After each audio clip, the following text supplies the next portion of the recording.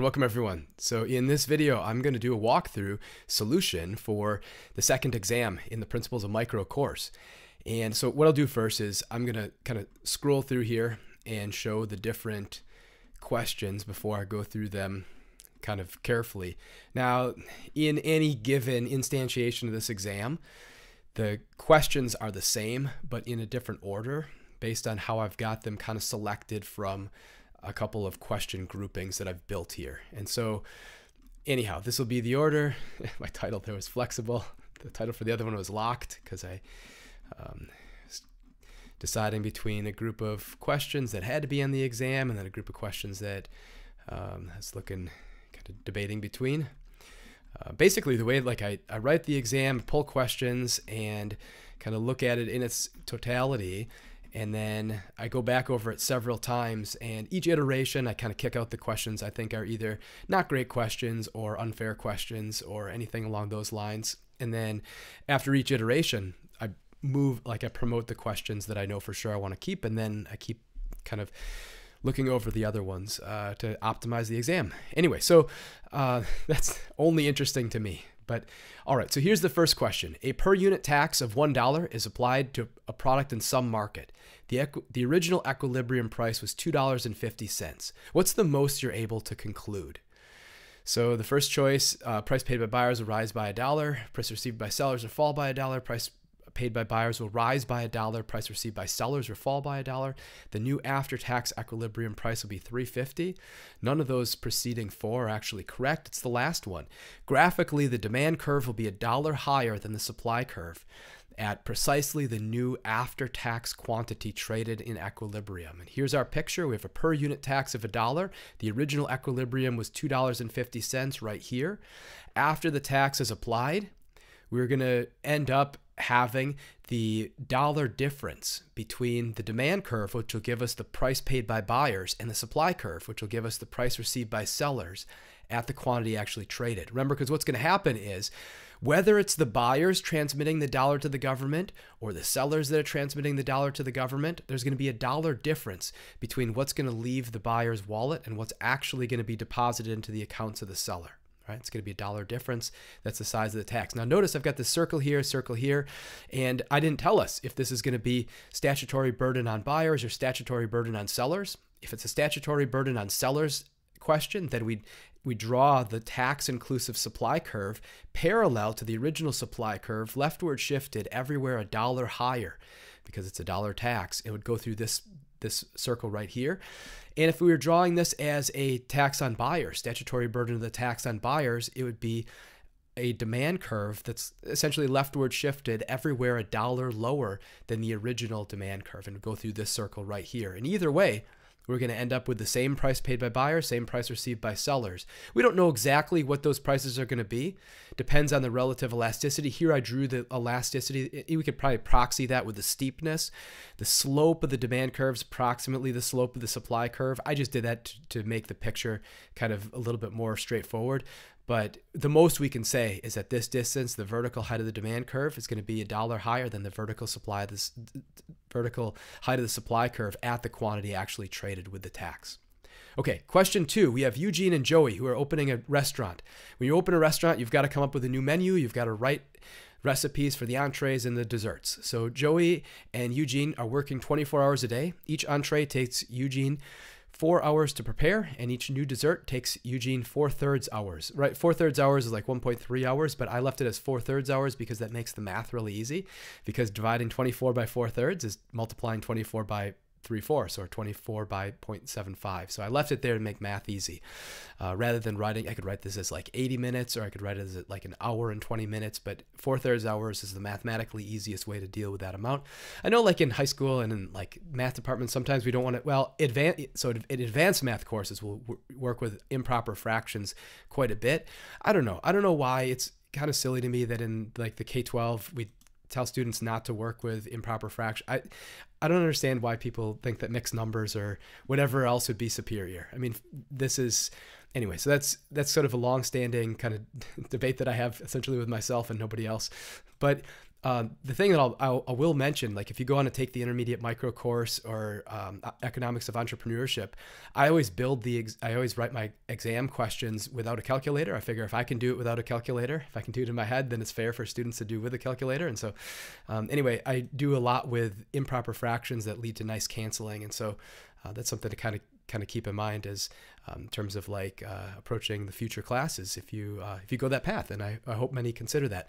All right, so each entree takes Joey 3 hours to prepare. A new dessert takes Joey 6 hours. While working on their own without possibility of specialization in trade, Eugene makes 4 entrees. Joey prepares 4 entrees. So this is just like our status quo situation if they're not trading. Each uses the rest of the day then to make as many desserts as they possibly could.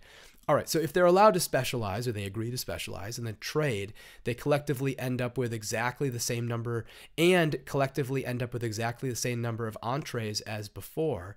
How many new desserts would they be able to develop? Right, so if they focus on getting the same number of entrees, how many entrees did they have before? Before they had 8 entrees.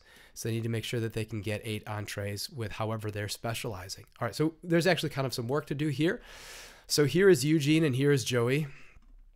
And there, I just wrote down the status quo would be 4 entrees each, 8 entrees. We have to make sure that we can get 8 entrees with their specialization. Turns out I built it so that you definitely can. All right, so here are their times, their productivity. So Eugene can make an entree in 4 hours or dessert in 4/3 hours. Joey 3 hours or 6 hours for entrees and desserts respectively. So in 24 hours, Eugene makes 6 entrees or 18 desserts, right? 24 divided by 4 is 6. 24 divided by 4/3 is 24 times 3/4 or 24 times 0.75. 3/4 of 24 is 18.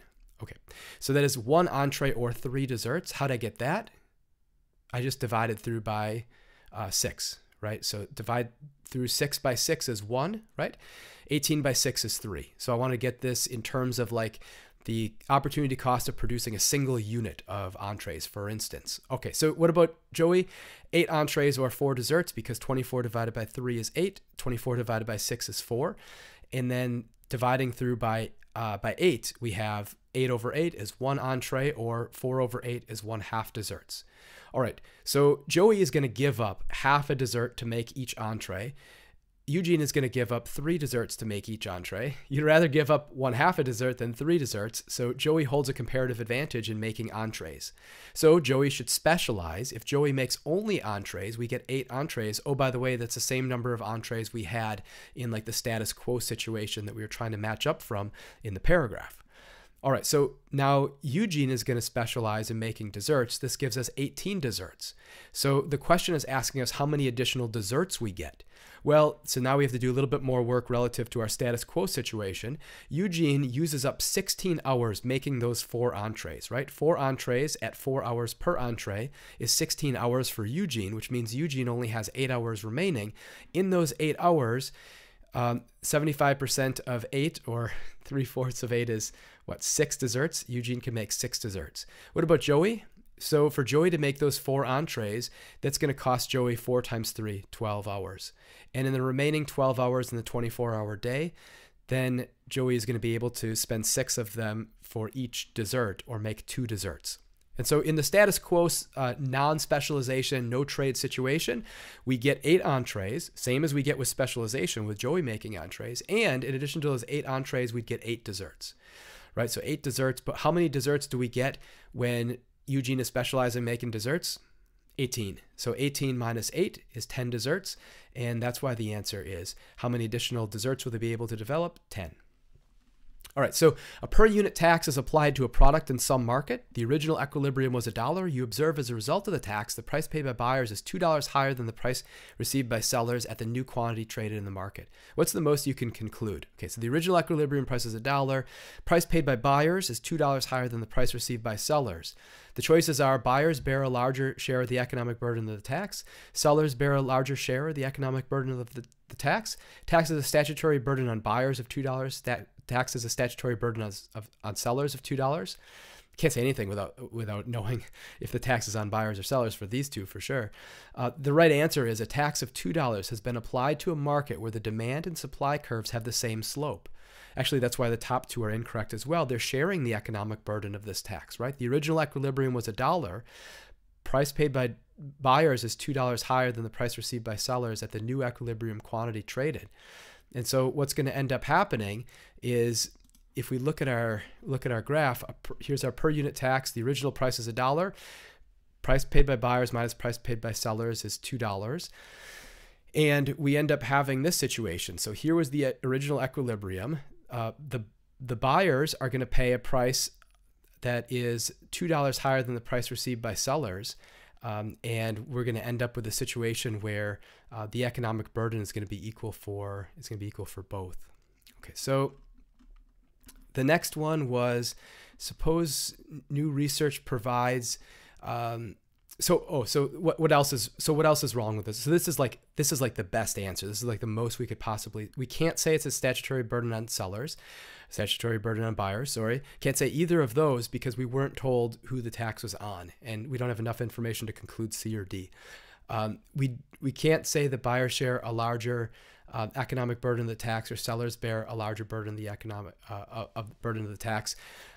Because let's see, the price paid by buyers is $2 higher than the price received by sellers at the new equilibrium quantity, which means the tax is going to be $2. And so for the $2 tax, let's see, maybe I didn't give us enough information. So let me think about this one. And then $2 taxes applied where demand and supply curves have the same slope. I guess we need kind of another additional assumption there. Let's see. So did I lose this? So here, this is great radio, kind of right in the middle of my video. Let's see. I think probably what I'll do is I'll look at the end of the video. I'll collect my thoughts, and if I'm thinking about this the same way as I'm thinking about this now, I'll just restore credit on this one here. Okay. So because I think I'm missing additional information that I had in my draft. Okay. So. Suppose new research provides evidence that drinking coffee provides a far greater health benefits than was previously thought. The resulting increase in the demand for coffee. What happens as a result? Increases the marginal product. The marginal product is like how much additional output we get from when we use one additional more unit of the input, so one more worker, how much additional output. Now that shouldn't have an effect on this. Increases the supply of coffee bean growers. No, so the supply is going to be like a labor supply. So this is going to be something where we'd have to tell a story about like the incentives facing the workers being different. All these options being correct. No. 2 of the options being correct. No, because actually we only have 3 options and we've ruled out 2 of them. So increases the marginal revenue product of the coffee bean growers for any given number of coffee bean growers. Yeah, that's right. So what's going to happen is here we have the market for coffee. This is going to be a positive health signal. It's going to increase the demand for coffee. That's going to drive up the price of coffee. What's relevant for marginal revenue product? Well, the marginal product, but then also the output price, because marginal revenue product is the product of those 2 things. It's the output price, so the price of coffee times the marginal product of our coffee growers. And so the higher output price creates a higher marginal revenue product. Well, the theory of labor demand is the theory of marginal revenue product. And so this is going to increase the marginal revenue product of coffee growers for any given number of coffee bean growers. Which of the following is true of negative externalities? So it is this one. So the choices are marginal social cost exceeds marginal private cost, and market price exceeds socially efficient price. Marginal social cost is less than the marginal private cost, and marginal market price exceeds the socially efficient price. Marginal social cost exceeds marginal private cost, and market price is less than the socially efficient price. That's correct. Marginal social cost is equal to marginal external cost, and the market price is greater than the socially efficient price. That's not correct, because marginal social cost is the marginal private cost plus the marginal external cost. It's not literally the marginal external cost. Marginal social cost is equal to the marginal external cost, and the price is less than the socially efficient price but greater than 0. No, because we said marginal social cost includes marginal external cost as well as the marginal private cost. Here's the negative externality picture. It's this one right here. So we have marginal private cost, and then we draw the additional external cost. That's the size of the externality, which essentially draws the higher marginal social cost, right? It's like left shifted supply curve, higher cost. As a result, we end up getting a higher a higher efficient price. The price corresponding to the efficient output, this is QE is the efficient output, Q star is the equilibrium price and quantity. So the market left to its own devices just ends up having a decision maker pay attention to their private benefit, their private cost, and ignoring the additional effect on bystanders. Well, here, if we take that into consideration, if we consider society's costs, we want a smaller quantity. And so that's the problem with a negative externality. Oops, never mind. I was doing this from this page, not from the PDF, so didn't want to do that. All right, so the world price, inclusive of trade costs, of a pound of walnuts is higher today than the equilibrium price in the U.S. would be without trade. Compared to the situation without trade, which of the following correctly describes some of the consequences of free trade for the people in the U.S.? Well, it is the domestic price of walnuts is higher, consumer surplus is lower, and total economic surplus is higher, right? So if we have the world price is going to be higher than the equilibrium price domestically, that tells us that the domestic economy should export. When we export, domestic consumers are worse off, so consumer surplus is lower, but the winners win more than the losers lose. So the producer surplus gain is going to swamp the loss to consumer surplus. The other choices were the domestic price of walnuts is the same, but firm exports walnuts at the world price, and total economic surplus is no, because the price goes to become the world price, so you don't have two prices. Americans import walnuts. No, that's definitely not right. Consumer surplus is higher, total economic surplus is lower. No, you're not importing when you have a comparative advantage. Americans export walnuts. Yes. Consumer surplus is lower. Yes. Total economic surplus is lower. No, because producer surplus is going to rise higher than the loss of consumer surplus. Foreign competition means there'll be fewer American workers working in the walnut growing industry. No, because here the U.S. has a comparative advantage, and they're actually going to be kind of undermining the foreign walnut growing industry. All right, so suppose, oh wait, I had a picture for that one. That was this right here. So here's walnuts. Here's domestic demand, domestic supply, world price. World price is higher than the equilibrium, so you ought to export. All right, before exporting, consumer surplus would be area A and area B, right? Area under the demand curve and above the market price. And producer surplus would be area C. All right, so without trade, consumer surplus is AB, producer surplus is C. Now with trade, consumer surplus is going to be smaller. It's going to be the area under the demand curve and above the actual price, A. Consumers lost area B. Producers, well, it's going to be area C plus area B, and then what's this right here? They're going to gain additional surplus for these exports. This is going to be gains coming from trade with foreign consumers, right? So overall, economic surplus in the domestic economy has risen. All right, so I'll cue that up for the next one. Suppose we observe a decrease in wages and increase in employment in the electric vehicle manufacturing industry. Which of the following would explain this outcome? So economic expansion increases the demand for new cars and gas prices rise. Nope, demand's a derived demand. So if we had an economic expansion increasing in demand for new cars, we might even actually expect this will kind of drive up wages for EVs. Actually, gas prices rise. That should lead, that should give us a decrease in quantity demanded of gas cars and an increase in demand for EVs, which should, because labor is a derived demand, should also increase wages. So it's definitely not A. Cost of capital used in production of electric batteries decreases, and the scale effect dominates the substitution effect. Okay, so we could cost of capital decreases, which would mean we'd use more electric batteries. The scale effect means, think of like substitutes and complements. Scale effect is like labor being complements for capital. So we'd actually hire more workers. That's an increase in labor demand that actually drive up wages. Electric vehicle manufacturing firms adopt a new production technique that increases the marginal productivity of its workers. Well, that'll also that increases the marginal revenue product, right? So that's going to increase labor demand. Wages fall on the production lines of traditional gas-powered vehicles. Yeah, so this will decrease the labor supply in those markets and increase the labor supply in EVs. An increase in labor supply will lead to lower wages and a higher quantity employed. More than one of these could correctly explain the outcome? No, only exactly one. Matter of fact, these other three absolutely cannot. And here's the picture. So we're looking for a fall in wages and quantity increase in for the labor market for electric vehicles. So the labor market for gas auto manufacturing is right here. We have a decrease in wage. We have an increase.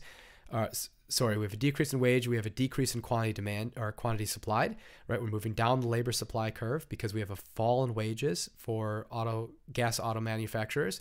These workers are on average switching companies or industries. This will increase the labor supply for EVs. That'll drive down wages and increase the output. Okay. So then question 8, a previously isolated nation decided it can end its policy of not trading with the rest of the world. When it ends its trade restrictions. It discovers it's importing soybeans, exporting lithium, neither importing nor exporting cars. So what's going to end up happening? Domestic producers of soybeans are now better off. Let's see. So for this to happen, that's true actually, because we're importing soybeans. Domestic consumers of soybeans. Wait, domestic producers are better off. No, that's false. Domestic consumers are worse off. No, that's exactly the opposite. Okay, so I read that wrong. Domestic producers of lithium are worse off. Consumers of lithium are better off. Both producers and consumers of cars are unaffected. That part's true. The one that's correct is this one. Domestic producers of soybeans are worse off. That's right, because they're facing imports. Domestic consumers of soybeans are better off. That's right, because they're buying cheaper foreign imports. Domestic producers of lithium are better off. That's right, because they're exporting lithium. Domestic consumers of lithium are worse off. That's right, because their lithium they're being bypassed in the market for lithium, and domestic firms are favoring foreign buyers. And then the market for cars is unaffected.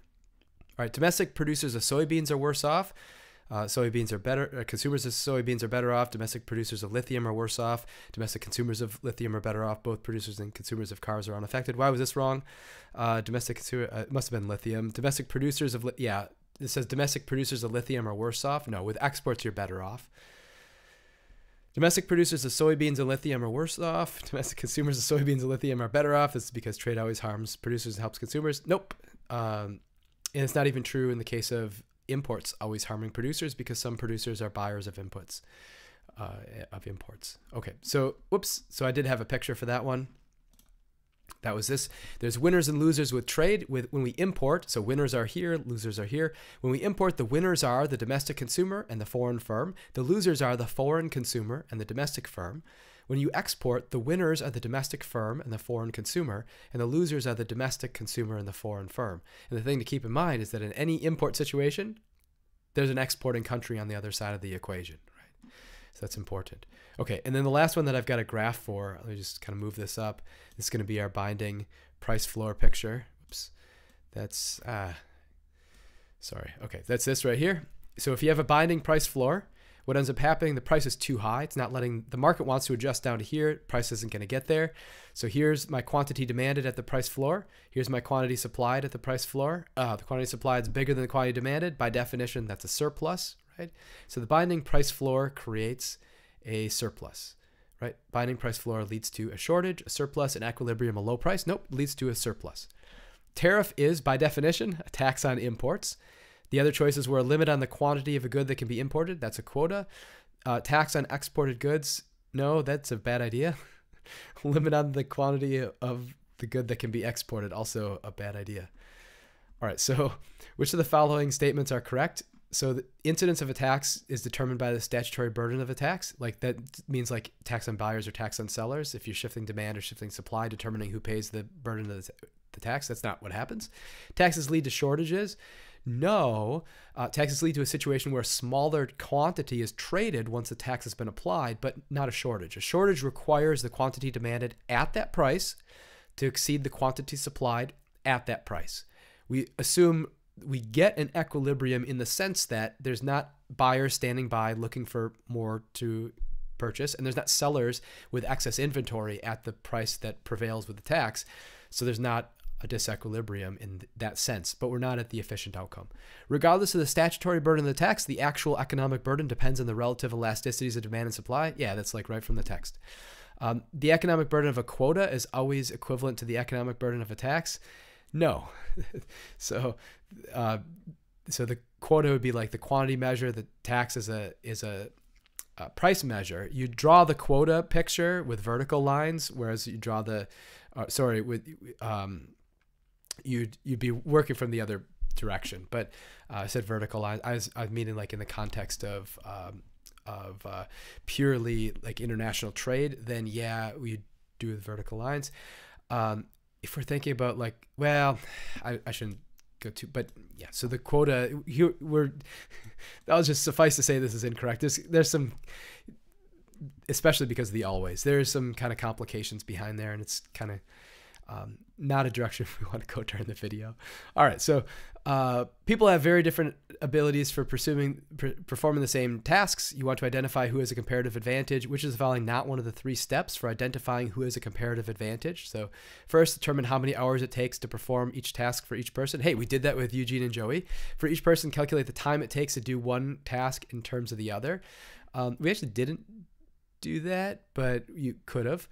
Determine which person has the lowest opportunity cost of performing the selected task. Yeah, that's essential. That's how you determine comparative advantage.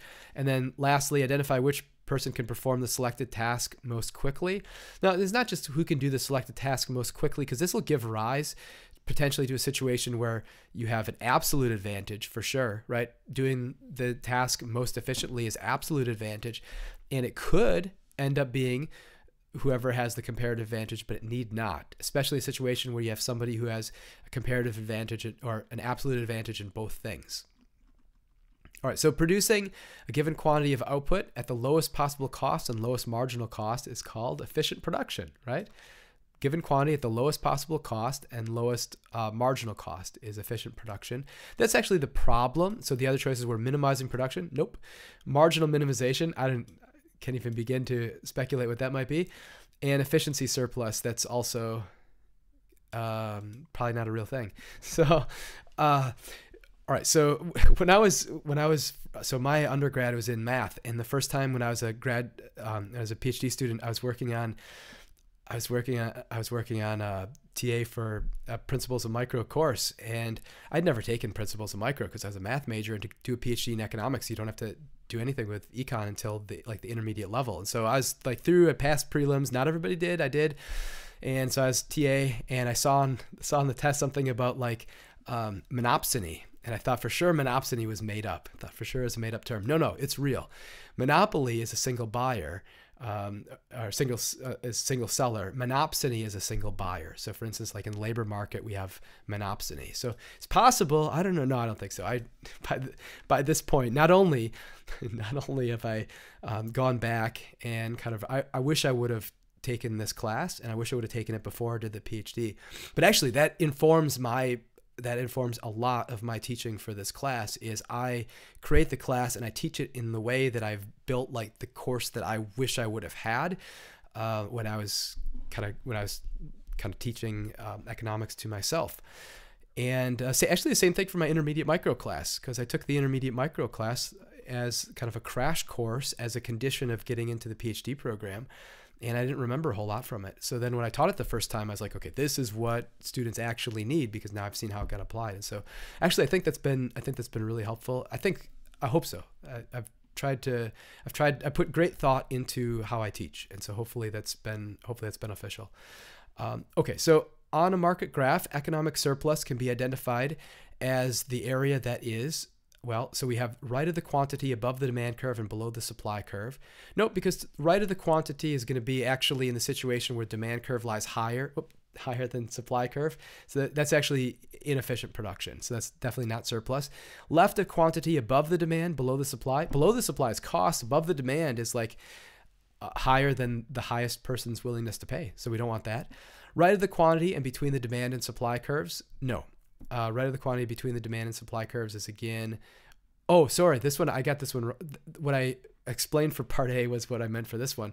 This is the area that's completely inefficient. Right of the quantity above the demand curve is like going way off the chart, and below the supply curve is still costs. Okay, but the right answer is left of the quantity and between the demand and supply curve, right? It's a triangle. It's a triangle under the demand curve and then above the supply curve. That's the total economic surplus available in that market. All right, so Shauna can change oil in the car in 30 minutes. It takes 45 minutes for Deepa to change the oil in the same car. Which of the following statements is true?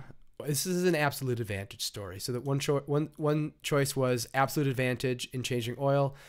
Chandra has absolute advantage over Deepa. Deepa has absolute advantage over Chandra.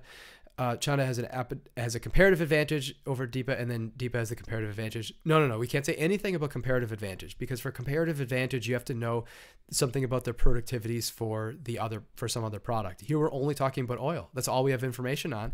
And yeah, we know Chanda has an absolute advantage in oil, but we don't know anything about the other potential good. It could be that China's even more efficient than deep at producing the whatever. So this is like changing oil, maybe like the windshield washer fluid or something like that. Who knows?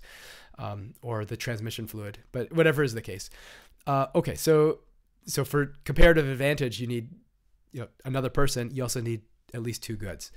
When a good is non-rival or non-excludable, it suffers from the free rider problem. So cap and trade is a way to kind of mitigate negative externalities, especially in like carbon emissions or something like that. Fix the quantity, allow the market to develop for the price. And you have these maybe tradable permits so that efficient producers specialize in pollution abatement and inefficient just buy the right to pollute. Coe's theorem, this is about like bargaining between basically neighbors, but people to come to an agreement about mitigating negative externalities or increasing positive externalities. That's not what this is. Partial good, that's not a real thing as far as I know. Free rider. So free rider is what happens with a good that's non-rival and non-excludable. It's a public good. And the issue is the free rider is able to consume the good without paying for it, and doesn't diminish how much remains for other people by virtue of their consumption. So it doesn't feel a need to contribute. And the free rider problem means we end up getting like under provision, right? So suppose, neighborhoods taking collections for fireworks display or something like that. And well, you realize if you're sufficiently close, it doesn't matter if you donate to the fireworks display or not, you're still going to be able to see it. What's the problem? Well, if not enough people donate, you're not going to have a good fireworks display is basically the idea. Fireworks are super illegal in Arizona where I did my PhD because of the desert. And sometimes people would like start fires in the washes, and that's a really bad idea. So don't use no fireworks in the desert, please. So, all right. A tax designed to induce people to take account of negative externalities that they cause is referred to as a corrective tax, right? So an externality, so the tax is not an externality. Externality is this sort of bystander effect. Open offset, also, I have no idea what that is. Compensatory, no idea what that is. A corrective, yes, corrective tax, right? So a corrective tax, meaning the idea is hopefully you've got this negative externality, and the problem with negative externalities is that people aren't aware of what it is, or it's non-salient, right? They're not aware, it's non-salient. And then even if they were aware that they're creating this negative externality, they don't know the size of it, and they don't know how much less to do. So for instance, like the last couple nights in my neighborhood, they had plowed a bunch of trees, and I think they're just burning them. And so the whole neighborhood just smells like smoke. It's like between like sundown and then like early in the morning, which is fine for everybody else because I guess it's the best time because there's no kids outside. But for me, that's when I like to run because I have time like after work, and I just like spend time kind of running all night. Well, it's bad for me because now I've got this smoke. But my guess is that the people that are doing the burning have no idea, because why would you think that you could smell this fire a mile away? I think most people think smoke goes straight up and then it's just kind of gone. No, that's not how it works. Not at all. But anyway, so that's the problem, is like people aren't aware of the externality or even like how much less of the activity to do because it's difficult to quantify. So the corrective tax serves as a proxy. So the basic idea is government is able to estimate the size of the externality, apply this tax. That higher price causes people to do less of whatever is the activity, as if they are paying attention to the negative externality in the first place. How would the labor markets be impacted if the U.S. reduces Social Security benefits by 20%? So remember our labor supply shifters. So it says labor demand will decrease. Nope. Labor demand would increase. Nope. Labor supply would increase. Yeah, labor supply would increase. And the reason why is because with worse benefits, people would need to work more, either because they're getting lower benefits and then they need to be able to work to supplement Social Security, or because they are anticipating needing to save more for retirement. Labor supply will decrease. No, if we had more generous benefits, then we'd expect labor supply would decrease. But here, labor supply will increase. All right, landscaping company uses labor and shovels. The price of shovels falls, which is a complement for labor, right? So this raises your demand for labor because shovels are complements. Yep, the other choices were raises substitutes, lowers complements, and lowers substitutes. No, shovels and labor are going to be complements, so you'll buy more shovels, so you'll be able to hire more workers, and that's complements behavior. In my economics of entrepreneurship class, I've got a video of a recent college grad who launched a goat grazing business and had a contract with like Google in California or something like that. Maybe I thought it was California, maybe not. And then the goats would do the landscaping rather than having humans running around on lawnmowers and stuff like that. So I was going to find the video. I couldn't find it. Now there's a proliferation of goat grazing businesses, evidently. So I don't know if it was, I can't comment on whether it's lucrative anymore, I suppose.